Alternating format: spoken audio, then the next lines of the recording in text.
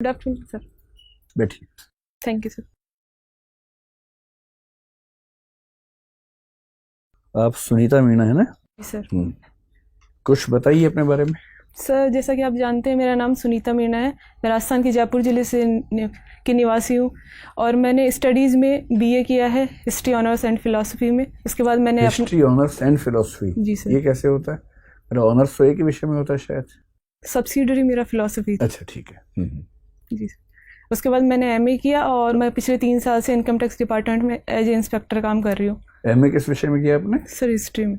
MA history में किया। जी और आप 3 साल से इनकम टैक्स डिपार्टमेंट में काम कर रही हैं? जी सर। और पिछले 3 सालों से मैं विवाहित भी हूँ। अच्छा अच्छा। आपके हस्बैंड भी सर्विस में ही है किसी? जी सर। वो क्या करते हैं? वो भी इनकम टैक्स इंस्पेक्टर है। सेम सर्विस में आप लोग हैं। आपका सिलेक्शन इंस्पेक्टर ग्रेड पे हुआ था या सब इंस्पेक्टर पे हुआ था? इंस्पेक्टर। इंस्पेक्टर पे हुआ था। और इस परीक्षा में कितनी बार आप बैठ चुकी हैं अब तक? सर ये मेरा 5वां अटेम्प्ट है। इसके पहले क्या क्या हुआ? सर इससे पहले प्री भी नहीं हुआ कभी। अच्छा, पहली बार प्रीलिम्स हुआ? जी सर। और उसके बाद मेंस भी, और आप जी। इंटरव्यू दे रही है। ठीक है। तो मेंस आपका अच्छा हुआ इस बार? सर हाँ। उम्मीद है आपको सिलेक्शन की? जी सर। कौन सी सर्विस की उम्मीद है? सर एग्जैक्टली तो नहीं बता सकती पर कोशिश सब अपने हिसाब से सोचते हैं कि आईएएस ही मिले। आईएएस मिले। और आपकी प्रेफरेंसेस क्या हैं आईएएस के बाद? सर उसके बाद आईआरएस। आईपीएस नहीं? नहीं सर। क्यों? आईपीएस का सर मेरी 2 वजह रही। एक तो मैं पहले से टैक्स डिपार्टमेंट में हूँ तो इसलिए मैंने आईआरएस को प्रेफरेंस दी, और दूसरा मुझे ऐसा लगता है कि मेरा एप्टीट्यूड भी शायद पुलिस डिपार्टमेंट के लिए थोड़ा सा फिट नहीं है, तो इसलिए मैंने उसको 4th चॉइस पे रखा है। मतलब एप्टीट्यूड कैसा होना चाहिए पुलिस के लिए? एप्टीट्यूड सर मैं थोड़ा शांति प्रिय अपने आप को, जैसे मैं समझती हूँ इस तरीके की चीज़ों में अपराधियों से डील करना शायद मैं इतना अच्छे सही ढंग से नहीं कर पाऊंगी इतना होना चाहिए। पुलिस तो सबसे ज्यादा शांति फैलाती है पूरे समाज में। आप चाहते हैं कि शांति कोई और फैला दे आपके लिए, फिर आप शांति से रह लें, न कि आप शांति पैदा करें समाज में। नहीं सर ऐसा नहीं है, लेकिन पुलिस को कई बार ऐसी चीज़ों से डील करना पड़ता है जहां अगर उसके एप्टीट्यूड का व्यक्ति होगा तो वो ज़्यादा अच्छे से डील कर पाएगा। मैं शायद अपनी सर्विसेज के साथ न्याय नहीं कर पाऊँ, तो इसलिए जैसे किसी को मारना पीटना हो तो आप शायद नहीं कर पाएंगे। जी सर। थोड़ा मैं या एनकाउंटर करना पड़ जाएगा कभी तो शायद नहीं कर पाएंगे, ये लगता है आपको? जी सर। ठीक है। और आपने फॉरेन सर्विस भी नहीं ऑप्ट की? मैं जिस बैकग्राउंड से आती हूँ वहाँ फैमिली को एडजस्ट करना मुश्किल होता मेरे लिए फॉरेन सर्विसेज में, इसलिए मैंने ऑप्ट नहीं किया। अच्छा, फैमिली का मतलब आप अपने हस्बैंड की बात कर रही हैं? हस्बैंड, मेरी सास, और वो मतलब सास शुरू से गांव में रही है। वो जयपुर आने तक में भी उनको थोड़ी हिचकिचाहट होती है, तो बाहर मेरे साथ जाना, और फिर मेरे हस्बैंड अकेले उनके संतान है, तो मैं समझती हूँ। मान लीजिए आप आईएएस बन गई, आईआरएस बन गई, आपके हस्बैंड तो इंस्पेक्टर हैं, तो ऐसा तो नहीं कि इससे आपका वैवाहिक जीवन खराब हो जाएगा? नहीं सर, मैं फुल कॉन्फिडेंट हूँ, हमारी अंडरस्टैंडिंग काफ़ी अच्छी है, तो ऐसा कोई इशू नहीं है। ऐसी 2 फिल्मों के नाम बता सकती है जहां ऐसा ही हुआ था कि वाइफ हस्बैंड से आगे निकल गई थी और उसके बाद चीजें ठीक चल नहीं पाई? हिंदी की बहुत प्रसिद्ध फिल्में हैं ऐसी जो इसी थीम पे बनी है। सॉरी सर, मैं मूवीज का आइडिया नहीं। ऐसा कोई फिल्म नहीं देखी है? एक अभिमान फिल्म बहुत प्रसिद्ध है इस मामले में। मतलब ईश्वर करे कि सब ठीक रहे, मैं तो वैसे कह रहा हूँ कि एक भारतीय समाज में ऐसा भी कुछ लोग सोचते हैं। आप मुझे ये बताएं कि आप महारानी कॉलेज से पढ़ी हैं। जी सर। डेमोक्रेसी के समय में किसी कॉलेज का नाम महारानी कॉलेज होना या महाराजा कॉलेज होना बहुत शर्मनाक बात नहीं लगती आपको? बोले इसमें आपकी जिम्मेदारी नहीं, मैं वैसे आपसे पूछ रहा हूँ। सर जिस जमाने में कॉलेज बनी थी उस टाइम के हिसाब से तो चीज़ें ठीक थी, पर नाम बहुत ज़्यादा मैटर नहीं करता। जब हम कॉलेज में क्या पढ़ा रहे हैं, किस तरह का हम लोगों का डेवलपमेंट कर रहे हैं, उससे ज़्यादा मैटर करता है। मैं सोचती हूँ नाम बहुत ज़्यादा मायने नहीं रखता। नहीं, बहुत ज़्यादा मायने नहीं रखता, मैं समझ गया, लेकिन फिर भी लोकतंत्र है, और अब तो लोकतंत्र को भी 70 साल के आसपास हो ही गए हमारे। क्या उचित नहीं हुआ कि नाम बदल दें हम? महारानी की जगह चाहे तो मुख्यमंत्री कॉलेज कर दीजिए, प्रधानमंत्री कॉलेज कर दीजिए, अगर ऐसे ही नाम रखना है डेजिग्नेशन पे ही, नहीं तो कुछ और नाम। सर महारानी, मैं सोचती हूँ कि स्टेटस नहीं है। लड़कियाँ जब जिस कॉलेज में पढ़ रही है वो अपने आप को महारानी समझ सकती हैं। ऐसा कोई स्पेसिफिक हम नहीं कह सकते कि भाई किसी महारानी के नाम पर नहीं है, तो वो अपने आप में मुझे नहीं लगता कोई बड़ा इशू है। नाम ठीक है, कोई दिक्कत नहीं है, महाराजा महारानी दोनों ठीक है। जी सर। ऐसे ही अलीगढ़ मुस्लिम विश्वविद्यालय और बनारस हिंदू विश्वविद्यालय, ये भी ठीक ही होगा, क्योंकि नाम में क्या रखा है? इससे मैं जहाँ तक समझती हूँ नाम बहुत ज़्यादा मैटर नहीं करता है। ठीक बात है, लेकिन उस वजह से फिर हमने ऐसा क्यों किया कि कई अंग्रेजों के नाम पर जो भवन थे, सड़कें थी, उनका नाम चेंज कर दिया आज़ादी के बाद? ऐसा करना ठीक था? सर मैं अभी जैसा अपने देश में देखा गया, जैसे कई स्टेट्स में ये चल रहा था कि नाम बदलने का, मैं उसके भी बहुत ज़्यादा पक्षधर नहीं हूँ, क्योंकि चीज़ें एक हमें जो विरासत में मिली हैं उनका भी सम्मान किया जाना चाहिए। पर अंग्रेज़ों के साथ ये थोड़ा हम इस इशू को जोड़ सकते हैं कि अंग्रेज़ों ने हमारा इतना शोषण किया, इतनी सारी चीज़ें हुई, तो उसके बाद अगर जनता की राय है और इस तरीके से बदलाव चाहते हैं तो वो किया जाना चाहिए। सीसीडी के मालिक ने आत्महत्या कर ली ये कह के कि इनकम टैक्स डिपार्टमेंट ने बहुत परेशान किया उसको। इसको लेकर इनकम टैक्स डिपार्टमेंट के अंदर कोई आत्म मूल्यांकन का भाव पैदा हुआ या अभी भी स्थितियां वैसी ही हैं? सर इनकम टैक्स डिपार्टमेंट में काफ़ी चेंजेस किए जा रहे हैं। अब जैसे हम फेसलेस असेसमेंट, फेसलेस अपील्स, तो चीज़ें अपने आप उससे धीरे धीरे सुधरेंगी, क्योंकि जब हम आमने सामने बातचीत करते हैं और जब हम टेक्नोलॉजी के थ्रू बात करते हैं तो स्कोप बहुत कम हो जाता है भ्रष्टाचार के लिए। आईटी डिपार्टमेंट काफ़ी अच्छे से कर रहा है, कहना चाह रही हैं। आप असेसमेंट में हैं या अभी इन्फोर्समेंट में हैं? सर मैं अभी एग्जामिनेशन में पोस्टेड हूँ, तो अच्छा। वहाँ मैं अपील्स का काम देख रही हूँ। अपील से काम देख रही हैं, ठीक है सर। सुनीता, आप कह रहे हैं कि नाम में कुछ नहीं रखा, बताइए आपके नाम में क्या है, क्या अर्थ है इस नाम का? सर इसका अर्थ है कि अच्छी नीति वाला व्यक्ति। तो क्या असर लगता है, क्या कोई असर है आपकी चेतना पर इस नाम का? सर मैं जहाँ तक समझती हूँ, मैं अपना 100% देने की कोशिश करती हूँ कि अपने नाम को मैं सही सिद्ध कर सकूँ, मूल्यों के हिसाब से चलने की और अपने उसूलों पर चलने की मैं पूरी कोशिश करती हूँ। इसका मतलब नाम का असर होता है? सर नाम का असर ये हम कह सकते हैं कि हम नाम को चरितार्थ करने की कोशिश कर रहे हैं, पर कई केस में ऐसा होता है कि नाम किसी का कुछ और है और वो वैसा बिल्कुल भी नहीं है।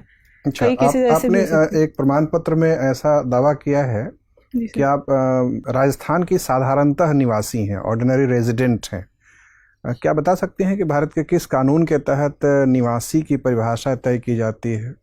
सर निवासी की परिभाषा नागरिकता अधिनियम 1955 के तहत। अच्छा, और अभी जो नागरिकता अधिनियम में संशोधन पारित हुआ है, जी सर, इससे सिर्फ नागरिक की परिभाषा बदलेगी या निवासी की परिभाषा भी बदलेगी? सर उसमें हम नागरिकता देने की बात कर रहे हैं। ठीक है। इतिहास पढ़ते समय मैं गौर कर रहा था, आपने मध्यकालीन इतिहास में ज़्यादा अध्ययन किया है। जी सर। मध्यकालीन इतिहास के आर्थिक और सांस्कृतिक पहलू पे आपने अलग से अध्ययन किया है, क्या खासियत थी, थोड़ा संक्षेप में बताएं। सर मध्यकाल में हम जहाँ तक सांस्कृतिक पहलू को देखते हैं, हम देखते हैं कि जब हमारा प्राचीन युग चल रहा था, स्त्रियों की स्थिति काफ़ी ठीक थी और दास प्रथा भी उस स्तर पर नहीं थी। पर जैसे हम मध्यकाल में आते हैं, हम वंचित वर्गों की स्थिति में काफ़ी गिरावट देखने को मिलती है। आर्थिक स्तर पर मुस्लिम शासकों ने काफ़ी काम किया, कई नई नई योजनाएं भी उन्होंने लागू की, जैसे मोहम्मद बिन तुगलक ने कई सारे प्रयास किए, तो कुछ सुधार भी देखने को मिलते हैं आर्थिक स्तर पर। फिरोज शाह तुगलक की औद्योगिकरण में क्या भूमिका थी? मध्यकाल में भारत में उद्योग का काफ़ी विकास हुआ, अंग्रेजों ने आके उसको बर्बाद कर दिया, जिसको डी इंडस्ट्रियलाइजेशन कहते हैं। तो तुगलक की क्या भूमिका थी औद्योगिक प्रगति में? सर उसने नए नए उद्योगों को प्रोत्साहन दिया, उसने कई नहरें बनवाई। कौन कौन से उद्योग का प्रोत्साहन दिया फिरोज शाह तुगलक ने? सॉरी सर, अच्छा वो ध्यान नहीं है आपको। स्कूल स्तर पर एक गार्गी पुरस्कार मिला था, ये गार्गी कौन है? सर गार्गी वैदिककालीन विदुषी थी, जिन्होंने याज्ञवल्क्य के ऋषि से शास्त्रार्थ किया था। गार्गी ने याज्ञवल्क्य से शास्त्रार्थ किया था? जी सर। अच्छा, बाद में एक और महिला का नाम आता है जिन्होंने शंकराचार्य जी से शास्त्रार्थ किया था, वो कौन थी? Sorry sir. अच्छा, ये ध्यान नहीं है। अभी प्रधानमंत्री जी ने ये कहा है कि भारत में आयकर दाता, व्यक्तिगत आयकर दाताओं की संख्या 1.4 करोड़ ही है, हालांकि रिटर्न भरने वालों की संख्या 6 करोड़ के आसपास है। तो ये तो एक विडंबनापूर्ण स्थिति है कि जब लोग रिटर्न भर रहे हैं तो आयकर क्यों नहीं दे रहे हैं? वास्तव में आयकर 1.40 करोड़ लोग ही क्यों दे रहे हैं? आयकर में जो अधिनियम है उसमें कई सारे प्रावधान है, उसके तहत आप कई तरह की छूट और एग्जेम्पशंस ले सकते हैं। उसके बाद अगर आपका टैक्स बन रहा है तो ये आपको टैक्स देना होगा। तो ये इस वर्ष जो बजट में नया प्रस्ताव आया है आयकर को लेकर, क्या असर पड़ सकता है? क्या अगले साल आयकर दाताओं की वास्तविक संख्या बढ़ जाएगी बहुत? सर जिस तरह से सरकार प्रयास कर रही है टैक्स स्लैब को काफ़ी सुधार करने की, लिटिगेशन कानून में जिस तरह की उलझनें होती है उनको कम करने की, जैसे बहुत सारे डिडक्शन सब हटा दिए गए, रेट कम कर दी गई है, उस पर आप टैक्स पे कीजिए, तो शायद चीज़ें। आप जयपुर के एग्जाम्पशन शाखा में ही काम कर रही हैं।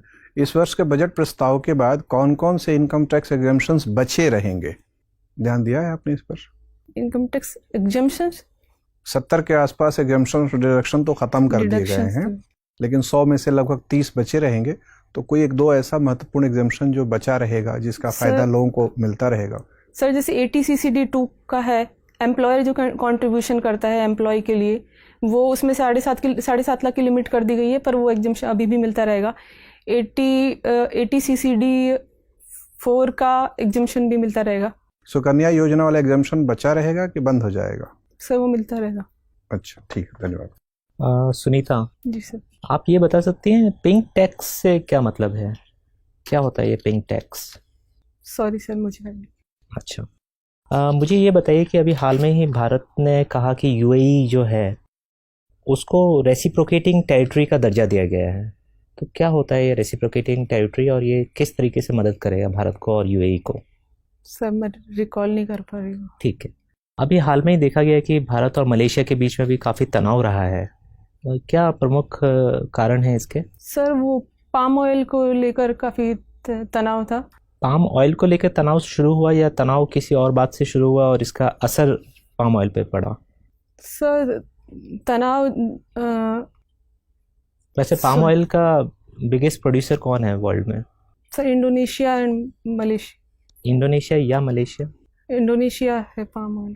अच्छा, ये आप देख लीजिएगा। और भारत क्या विश्व का सबसे बड़ा कंज्यूमर है पाम ऑयल का? Sorry sir.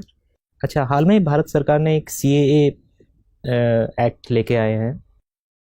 आपको क्या लगता है इससे भारत के संबंध, अंतर्राष्ट्रीय संबंध अपने पड़ोसी देशों से, जो कि बांग्लादेश और अफगानिस्तान, पाकिस्तान से तो खैर संबंध बहुत अच्छे हैं भी नहीं, तो आपको क्या लगता है कि इसका विपरीत प्रभाव पड़ेगा या कुछ अच्छा प्रभाव पड़ेगा? सर मैं जहाँ तक समझती हूँ CAA से अंतर्राष्ट्रीय संबंधों पर प्रभाव। Sorry sir. अच्छा, कोई बात नहीं। आपकी एक रुचि है कि स्क्रैप से आप कुछ डेकोरेटिव आइटम्स बनाते हैं। आप मुझे बता सकते हैं, एक बहुत ही फेमस गार्डन बनाया हुआ है किसी ने, और वो भारत के किस शहर में है और किन्होंने बनाया है? Sorry sir. आपने रॉक गार्डन नहीं सुना चंडीगढ़ में? सुना है। किसने बनाया वो? आइडिया नहीं। अच्छा, मेरा आखिरी सवाल आपसे ये है कि अभी हाल में सुप्रीम कोर्ट ने एक जजमेंट दिया है कि प्रमोशन में रिजर्वेशन राइट नहीं है। आपका इस पे क्या विचार है? सर मेरा इस संबंध में विचार यह है कि रिजर्वेशन हम इसलिए देते हैं कि जो उनके साथ भेदभाव हुआ है सामाजिक और शैक्षणिक स्तर पर, ऐतिहासिक रूप से जो भेदभाव हुआ है उसको हम दूर कर सके। मगर जॉब में आने के बाद अगर उसको वो सुविधाएं मिल गई है तो प्रमोशन में आरक्षण। लेकिन आपको नहीं लगता कि जॉब में भी लगातार डिस्क्रिमिनेशन या मतलब भेदभाव बना रहता है? लोगों के अलग अलग कम्युनिटीज़ के अपने अपने लॉबीज बन जाती हैं। सर जैसे कि M नागराजन केस में सुप्रीम कोर्ट का जो डिसीजन था कि हम उन 3 जो उन्होंने पॉइंट बताए थे कि उनका प्रतिनिधित्व कम नहीं होना चाहिए और एफिशिएंसी पर प्रभाव नहीं पड़ना चाहिए। और तो आपको क्या लगता है, सुप्रीम कोर्ट सही है या इस पे पुनर्विचार की ज़रूरत है? सर मैं जहाँ तक समझती हूँ सुप्रीम कोर्ट का डिसीजन सही है कि रिजर्वेशन, प्रमोशन में रिजर्वेशन नहीं होना चाहिए। ठीक है। सुनीता जी मैम, आप सुप्रीम कोर्ट के बारे में बात कर रही थी। सुप्रीम कोर्ट ने कुछ समय पहले ही लगातार राज्य सरकारों को बोला है कि अरावली में जो अवैध खनन हो रहा है उसको किसी भी तरीके से रोका जाए, लेकिन सरकारें कोई ठोस कदम नहीं उठा रही हैं इस तरफ और लगातार ये जो खनन की प्रक्रिया है वो बढ़ती जा रही है। आपको क्या लगता है कि क्यों सरकारें इस बारे में चिंतित नहीं हैं कि अरावली अगर पूरी तरह नष्ट हो जाए तो उसका क्या प्रभाव पड़ेगा? Sorry ma'am. इस पूरे प्रकरण में आपको ऐसा लगता है कि शायद सरकार भी खुद लिप्त है इसमें किसी ना किसी तरीके से, तभी वो ठोस कदम नहीं उठा पा रही? मैं अच्छा ठीक है, कोई बात नहीं। राजस्थान से आती हैं और राजस्थान अपने कल्चर को लेके बहुत प्रसिद्ध है पूरे ही देश में, और वहाँ का जो परिधान है वो भी काफ़ी लोकप्रिय है। लोग जानते हैं राजस्थानियों को उनके साफा से, घूंघट से। ऐसे में आपको क्या लगता है कि महिलाओं का जो घूंघट है वो अगर अपने मन से करती हैं तो वो ठीक है, हमें बहुत उनको बात भी नहीं करना चाहिए कि आप घूंघट हटाओ, और उनको ज़बरदस्ती नहीं बोलना चाहिए कि आप वेस्टर्न ड्रेसेस पहनो या सलवार सूट पहनो। अगर उनका वो परिधान है तो वो है। आप क्या मत है, घूंघट रहना चाहिए, हटना चाहिए? मैम मैं जहाँ तक समझती हूँ वेस्टर्न ड्रेसेस पहनना अलग बात है, और किसी को अगर आप पर्दा करवा कर उसके व्यक्तित्व का ही हनन कर रहे हैं तो वो अलग बात है। पर्दा अभिव्यक्ति को रोक देता है, महिलाओं को उनका आगे बढ़ने से रोकता है। तो मैं जहाँ तक समझती हूँ पर्दा प्रथा ख़त्म होनी चाहिए। और अगर कोई महिला स्वेच्छा से रखना चाहे, जैसे कि हम बहुत सारे मुसलमान देशों में भी देखते हैं कि वो कहते हैं हम स्वेच्छा से बुर्का पहनना चाहते हैं, इसी तरह अगर राजस्थानी महिलाएं बोले कि नहीं हमें पर्दा प्रथा हमारी आइडेंटिटी है, फीचर है, तो हमें नहीं हटाना है, उसमें आप क्या कहेंगी? मैम हम ज़बरदस्ती किसी के साथ नहीं कर रहे, पर हम उन्हें चीज़ों के जो प्रोज और कॉन्स है वो समझा सकते हैं, उन्हें कन्विंस करने की कोशिश कर सकते हैं, उन्हें जागरूक करने की कोशिश करते हैं, उसके बाद चीज़ें अपने आप ठीक होंगी। मतलब पर्दा हर हाल में आपके हिसाब से गलत है? जी। अच्छा ठीक है। एक पर्दा के लिए ही जयपुर में ही कैंपेन चल रहा है, बता सकते हैं क्या कैंपेन है? मैम घूंघट हटाओ कैंपेन मुख्यमंत्री जी ने लॉन्च किया है। और इसका क्या ऑब्जेक्टिव है, क्यों किया है? ताकि महिलाएं आगे बढ़ सके। घूंघट नहीं, ये तो बहुत ही किसी विशेष कार्य के लिए किया जा रहा है।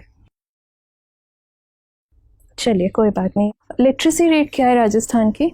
मैम 66.1%। महिलाओं की? 52.1%। और पुरुषों की?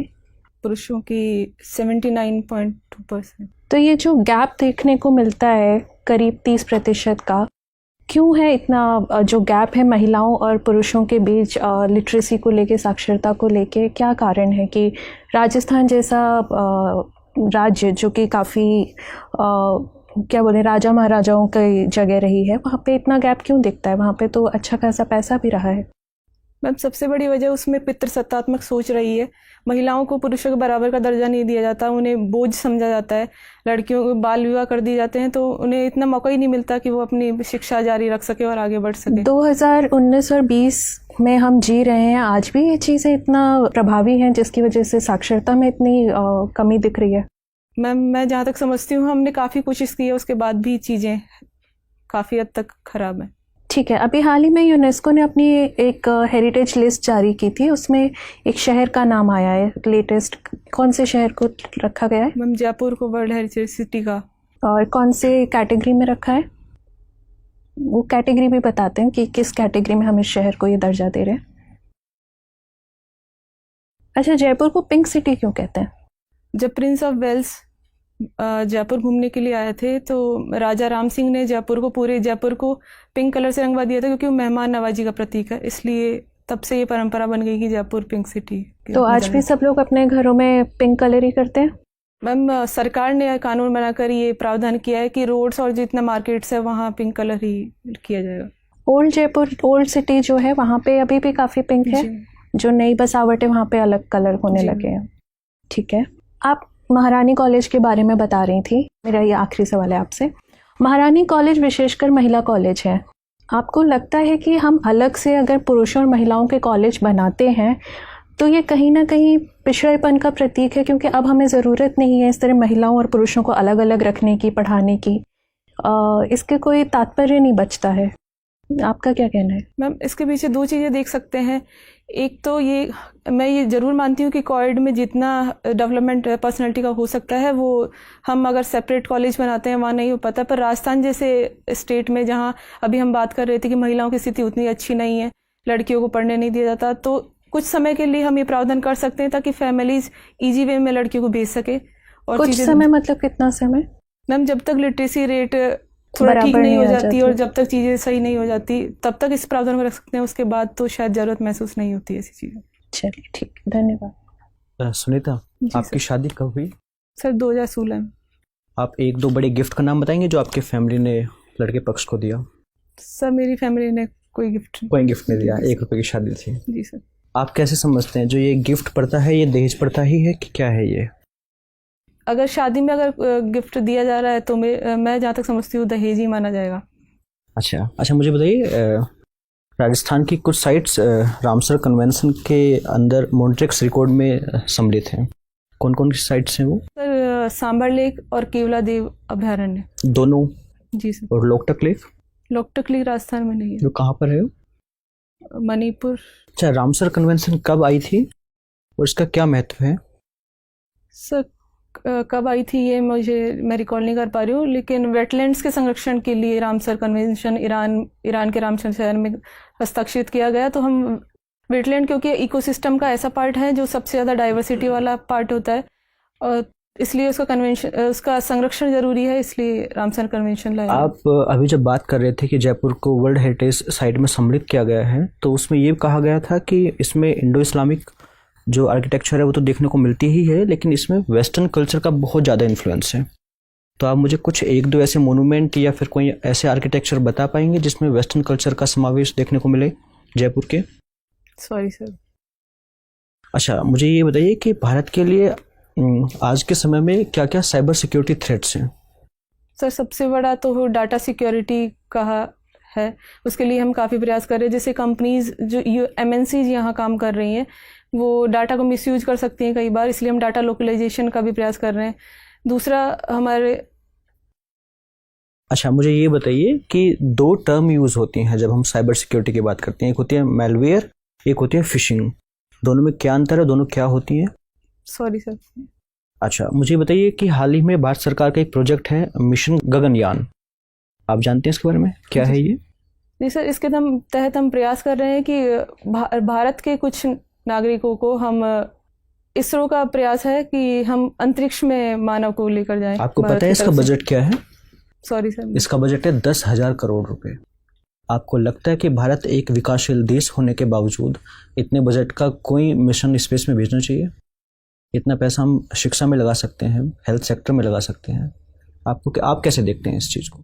सर इस चीज़ को मैं इस तरीके से देखना चाहूँगी कि शिक्षा और हेल्थ पर हम खर्च कर रहे हैं, लेकिन जब हम एक वैश्वीकरण की बात करते हैं और हम एक मल्टीपोलर वर्ल्ड की बात करते हैं तो इंडिया को अपना स्टैंड वहाँ मजबूत करने के लिए अंतरिक्ष और अनुसंधान में भी ध्यान देने की आवश्यकता है। मुझे ये बताइए कि मिशन गगनयान के जरिए हमने अंतरिक्ष में मानव को भेज दिया, उससे क्या फ़ायदा है, मुझे ये बताइए। अंतरिक्ष में सर नई नई चीज़ों की खोज हो सकती है, कई संसाधन हमें मिल सकते हैं और हम काफ़ी अच्छे से समझ सकते हैं कि कैसे हम अपने एनवायरनमेंट को प्रोटेक्ट करें या फिर हम कैसे अपने संसाधनों को प्रयोग करें, ये चीज़ें। अच्छा ठीक है, मुझे ये बताइए कि अभी हाल ही में मध्य प्रदेश में किसी नेशनल पार्क में हम चीता को रीएलोकेट कर रहे हैं किसी दूसरे देश से, आपको पता है इस बारे में? सॉरी सर, मुझे नाम रिकॉल नहीं हो पा रहा। अच्छा, अभी भारत में टाइगर सेंसस रिलीज हुई है रिसेंटली, तो कितने टाइगर्स हैं? Sorry sir. अच्छा, recently Indian state forest survey report हुई है, तो अभी कुल क्षेत्रफल कितना है जो फॉरेस्ट कवर के अंदर आता है? सर 24%। 24% आता है। और कौन से राज्य में सबसे ज़्यादा क्षेत्रफल है फॉरेस्ट कवर? Sorry sir. अच्छा, राजस्थान में है फॉरेस्ट कवर और कि बिल्कुल भी नहीं है? सर है लेकिन बहुत कम, लगभग 3-4% के आसपास। अच्छा, हाल ही में सरकार ने जो राजस्थान में डेजर्टिफिकेशन काफ़ी है थार, तो उसको रोकने के लिए एक अभी ग्रेट ग्रीन वॉल के नाम से एक परियोजना शुरू की है, आप उसके बारे में पता है? सर ये पोरबंदर से शुरू होकर पानीपत तक जाएगी, ये सर। क्या है बताइए? सर इसमें हम 5 किलोमीटर के विड्थ में वृक्षारोपण करेंगे ताकि डेजर्ट को आगे बढ़ने से रोका जा सके। अच्छा, मेरा लास्ट क्वेश्चन है, क्या आपको पता है कि डीएम के पास भी कुछ पुलिस पावर्स होती हैं? होती हैं, मैं बताता हूँ आपको, ठीक है? आपका एप्टीट्यूड नहीं है, बट अगर कहीं किसी ज़िले में दंगा हो रहा है और आप डीएम है तो आप कैसे डील करेंगे? आप फ़ोन नहीं उठाएंगे क्योंकि ये तो दंगे वाली सिचुएशन का तो एप्टीट्यूड है ही नहीं आपका। सर ऐसा नहीं है कि मैं सिचुएशन हैंडल नहीं कर सकती, लेकिन क्योंकि आईपीएस का पुलिस में अगर मतलब दिन में एक बार आप ऐसी सिचुएशन को डील कर सकते हैं, बट 24 घंटे ऐसी सिचुएशन डील नहीं करेंगे। अब घबराइए मत, खुल के बोलिए अपनी बात। कोई बात, आप ये कह सकती हैं कि हाँ कभी कभी मैं डील कर सकती हूँ, लेकिन 24 घंटे नहीं कर सकती, उसमें क्या दिक्कत है? अभी जो वोडाफोन और एयरटेल का केस सुप्रीम कोर्ट ने कुछ दिन पहले जजमेंट दिया, उससे संबंध इनकम टैक्स से ही है ना, जो उनकी टैक्स लाइबिलिटीज को पे करने का आदेश दिया गया है। कुछ ध्यान है आपको क्या केस था वो? सर उसमें ये इशू ये है कि उनका ग्रोस एडजस्टेड रेवेन्यू कितना माना जाए उनका, तो उसके लिए कंपनीज ये कह रही हैं कि हम जितना टेलीकॉम सेक्टर से कमा रहे हैं सिर्फ उसी पर हम टैक्स देंगे, लेकिन सरकार का और टेलीकॉम डिपार्टमेंट का कहना है कि आपके अदर देन टेलीकॉम सेक्टर के जो भी इनकम है उस पर भी आपको टैक्स देना होगा, उसको हम इंक्लूड करेंगे ईजीआर में। हाँ, तो फाइनली सुप्रीम कोर्ट का आदेश तो आ ही गया है। जी सर। लेकिन ऐसा भी सुनने में आ रहा है कि अगर इतना टैक्स पे करेंगी तो शायद कंपनियां बंद ही हो जाएंगी। आपका क्या ऑब्जर्वेशन है इस मामले में? सर मैं जहाँ तक मानती हूँ कि इनकम पर टैक्स देना तो ज़रूरी है, और कंपनीज के पास इतना तो प्रॉफिट होता ही है कि अगर प्रॉफिट है उनके पास तो उस पर टैक्स देना चाहिए। सेस और सरचार्ज में क्या डिफरेंस होता है? सर सेस और सरचार्ज दोनों ही टैक्स पर लगते हैं, पर सेस किसी स्पेसिफिक हम इशू के लिए लगाते हैं, उसको हम उसी स्पेसिफिक जिस चीज़ के लिए हमने लगाया, जैसे हमने एजुकेशन सेस लगाया तो सिर्फ एजुकेशन पर खर्च होगा, पर सरचार्ज का एक लिमिट के बाद अगर आपकी इनकम है और उस पर टैक्स बन रहा है, उस पर सरचार्ज लगता है ताकि उसका उपयोग हम आर्थिक असमानता को दूर करने के लिए कर सकें। तो सरचार्ज का जो कलेक्शन होता है वो सीधे जाता है हमारा जो कंसोलिडेटेड फंड है उसमें चला जाता है, और सेस सीधे उसी स्पेसिफिक मद के लिए जाएगा जो जिसके लिया गया है। यही बात कह रही है ना? इनकम टैक्स डिपार्टमेंट की हिरार्की क्या होती है, जरा मुझे, जैसे आप इंस्पेक्टर हैं वहां से ऊपर कौन कौन से पद हैं जरा क्रम में बताइए। सो उसके बाद ITO बनते हैं, then ACIT, DCIT, joint CIT, additional CIT, CIT, principal CIT, CCIT, principal CCIT, और CCIT क्या मतलब हुआ? Chief commissioner of income tax. उसके बाद principal CCIT, principal chief commissioner of income tax. CBDT member. CBDT member तो वही होता होगा ना? प्रिंसिपल चीफ कमिश्नर का जो रैंक है और CBDT चेयरपर्सन का जो रैंक है वो सेम रैंक है या अलग अलग रैंक है? नहीं सर, चेयरपर्सन का रैंक उससे उससे अलग है, और मेंबर CBDT जो है वो प्रिंसिपल चीफ कमिश्नर के रैंक से होता है। ठीक है, तो आप कितने साल में, जैसे ACIT से CBDT चेयरपर्सन, ये कितने साल की यात्रा है लगभग? सर हर प्रमोशन में लगभग 4 साल का ड्यूरेशन रहता है। ठीक ठीक, तो इसका मतलब ये हुआ कि अगर कोई 25 साल के आसपास में IRS बन जाए तो चांस बनता है कि वहां तक पहुंच जाए। ठीक है, चलिए मेरा आखिरी सवाल आपसे ये है कि आजकल नेशनलिज्म की 2 परिभाषाएं चल रही हैं। एक परिभाषा चल रही है जिसके तहत कहा जा रहा है कि CAA का विरोध करने वाले देशद्रोही हैं, और उन लोगों ने ये भी कहा कि दिल्ली के जो CM आज मतलब जिन्होंने शपथ ली है वो भी आतंकवादी हैं। और दिल्ली के CM पिछले 2 महीने से, 2 दिनों से स्पेशली कुछ विज्ञापन कर रहे हैं बहुत ज्यादा, जिसमें एक नए प्रकार की देशभक्ति की परिभाषा दे रहे हैं कि राष्ट्रवाद का असली मतलब है कि देश का हर बच्चा स्कूल जाए, देश के हर व्यक्ति को स्वास्थ्य उपलब्ध हो। तो क्या ये जो डिस्ट्रीब्यूट है इसमें आपकी क्या राय है? राष्ट्रभक्ति का सही मतलब क्या है? अगर मैं नेशनलिस्ट होना चाहूं तो मुझे किस रास्ते पर चलना चाहिए इनमें से, या कोई बीच का रास्ता बताइए। सर राष्ट्रभक्ति की अगर हम जैसे CAA मुद्दे से जोड़कर देखें तो परिभाषा काफ़ी संकीर्ण होगी। राष्ट्रभक्ति का मतलब है कि हम अपना 100% दें, हम राष्ट्र के लिए जो योगदान कर सकते हैं उसमें। तो अगर स्कूलिंग और हेल्थ पर हम ध्यान दे रहे हैं तो मुझे लगता है कि वो ज़्यादा राष्ट्रभक्त है, बजाय CAA पर हम विरोध करें या फिर उस पर मुद्दे को उछालें या फिर फालतू बिना जिनका कोई महत्व नहीं है, महत्व इतना ज़्यादा नहीं है जो बदलाव ला सके उन मुद्दों पर बहस के। ठीक है सुनीता, आपसे बात करके बहुत अच्छा लगा। कुछ आप पूछना चाहेंगे हमसे? अब जाने की जल्दी में लग रही है, आपको लग रहा है कि बचूं किसी तरह से?